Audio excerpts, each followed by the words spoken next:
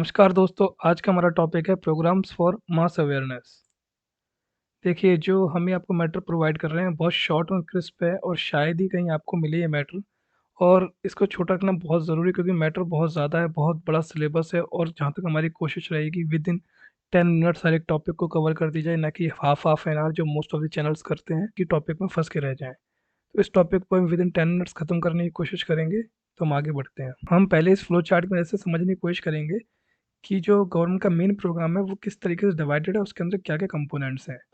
तो जो फर्स्ट हमारा जो मेन प्रोग्राम है वो है EEARSD, environment education awareness research and skill development programme. आप ये देख लीजिए, environment education awareness research and skill development scheme.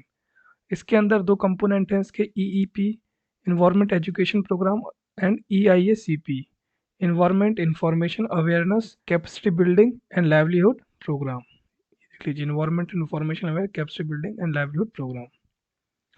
अब इस ईईपी के अंदर भी 2 प्रोग्राम हैं, एक है NGC national green corps and next है एनएनसीपी नेशनल नेचुरल कैंपिंग प्रोग्राम।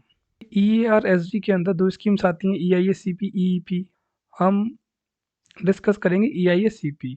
इसको पहले बुलाया था एनविस, एनवायरमेंटल इंफॉर्मेशन सिस्टम। इसका इंसेप्शन हुआ था 1983 में और इसको फंड करती है MOEF and CC, ministry of environment forest and climate change.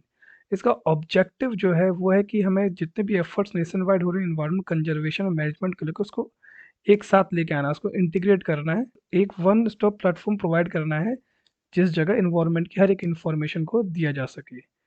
Policy formation में मदद करनी है, अल्टरनेट लाइवलीहुड्स को ढूंढना है ग्रीन स्किलिंग के थ्रू।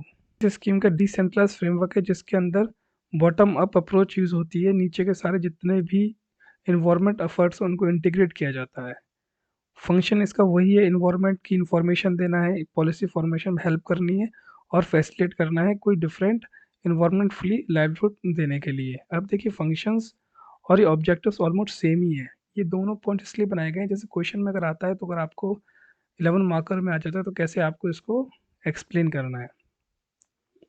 पॉलिसी फॉर्मेशन में भी इसका रोल है, जितनी भी डिफरेंट डिफरेंट इंसाइट्स देते हैं एनवायरमेंटल इशू में, ये कंट्रीब्यूट करता है पॉलिसी डेवलपमेंट के लिए। कम्युनिटी पे इसका काफ़ी पॉजिटिव इम्पैक्ट है, ये एम्पावर कर रहा है कम्युनिटी को, उसके अंदर एनवायरमेंट अवेयरनेस लेके आ रहा है, सस्टेनेबल लाइवलीहुड को उनके अंदर इन्हांस कर रहा है, उनको बता रहा है कि ये डिफरेंट डिफरेंट लाइवलीहुड्स हैं जो आप यूज़ कर सकते हो एनवायरमेंट फ्रेंडली जो है। एनविस और इसमें ये डिफरेंस है, एनविस में केवल इन्फॉर्मेशन दी जाती थी, पर इसके अंदर कंप्लीट हॉलिस्टिक एनवायरमेंटल एंगेजमेंट है कम्युनिटी का और गवर्नमेंट का। प्रोग्राम के थ्रू एडॉप्शन और कंजर्वेशन में जो जो चैलेंजेस उनको एड्रेस करने की कोशिश की जा रही है, अंदर जो स्टेक होल्डर्स हैं वो गवर्नमेंट और NGOs हैं, दोनों कॉलपरेट करके पार्टनरशिप बनाकर डिफरेंट डिफरेंट इन्वायरमेंटल इनिशिएटिव लेते हैं।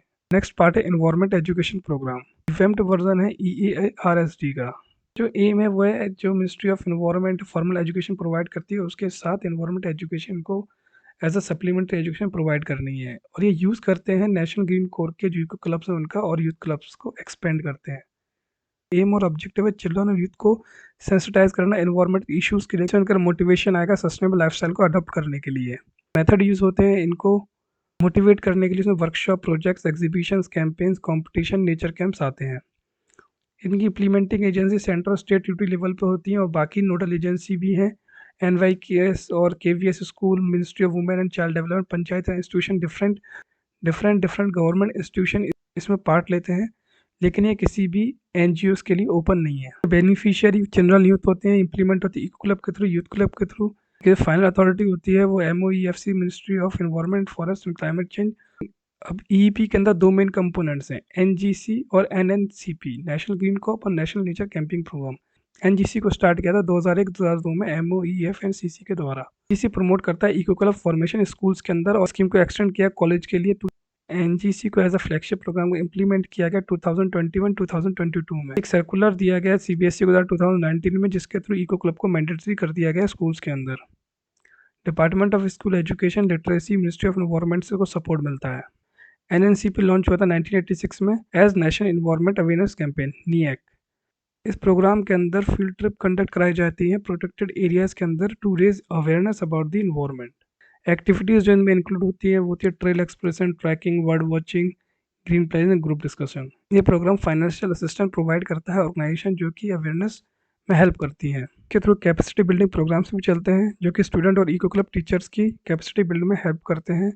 ये काफ़ी थीमेटिक जो एरियाज होते हैं, bird conservation, waste management, sustainable development goal, climate change, pollution prevention, इनको कवर करते हैं। पार्शियली फंड भी करते हैं सेमिनार को, सिम्पोजिया को, वर्कशॉप को, जो कि इन्वायरमेंट थीम्स के ऊपर होती है। The importance of environmental education. Environmental education इसलिए इम्पोर्टेंट क्योंकि ये ह्यूमन बिहेवियर को बायोफिजिकल इन्वायरमेंट से रिलेट करती है और एड्रेस करती है बहुत सारे इश्यूज, जैसे कि इन्वायरमेंट, पॉल्यूशन, डिग्रेडेशन, जो कि ह्यूमन एक्सप्लॉयटेशन का रिजल्ट है। हेल्प करती है इन्वायरमेंट एजुकेशन को इंटरडिसिप्लिनरी फील्ड बनाने के लिए, इन्वायरमेंट को प्रिजर्व एनहांस करने में काफ़ी ज़्यादा हेल्प करता है। इंक्लूजन की बात करते हैं, ईपी प्रोग्राम एनजीसी प्रोग्राम के साथ काफ़ी ज़्यादा अच्छा काम कर रहा है रूरल स्टूडेंट के इन्वायरमेंट एजुकेशन के लिए। इसके थ्रू इको क्लब्स बने स्कूल में 2031 से, जो कि गवर्नमेंट की कमिटमेंट को शो करता है कि वो इन्वायरमेंट अवेयरनेस को बढ़ाना चाहती है स्टूडेंट्स के अमंग। कोशिश करना अपने फ्रेंड्स को भी जो इन मेल्स दे रहे हैं उनके लिए फॉरवर्ड कर दीजिएगा, उनको भी थोड़ा ईजी होगा। अदरवाइज वो 30-30 मिनट 1-1 आवर के वीडियोज़ देखते हैं, उसमें काफ़ी टाइम वेस्ट होता है। देखिए, आप लोग मेंस के स्टूडेंट हैं, आपको हर चीज़ डिटेल में हमको एक्सप्लेन करने की ज़रूरत है नहीं।